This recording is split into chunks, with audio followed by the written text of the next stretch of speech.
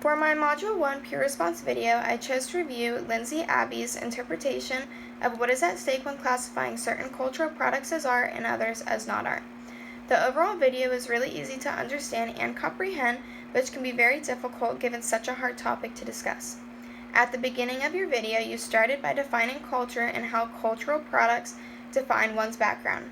This helped the first initial understanding of why they're going to be so important later on in the discussion.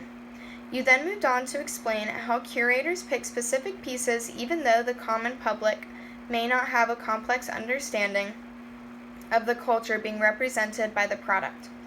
This idea was accomplished well in your video, in my opinion, because of the direct quotation you used from Abby Dix and how well it connects the overall idea of how, through the eyes of different cultures, one may not be able to see the beauty of another's beliefs.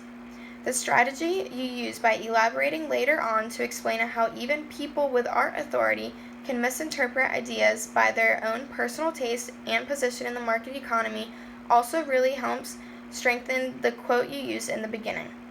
The next main topic you discussed in your video is how through different times and around the world, people may hold different values about the classification of art. The way you developed this idea was very easy to understand and a very strong point made in your video. To make this idea even stronger, I think it could be a good idea to add in some examples of how this has been shown in the past.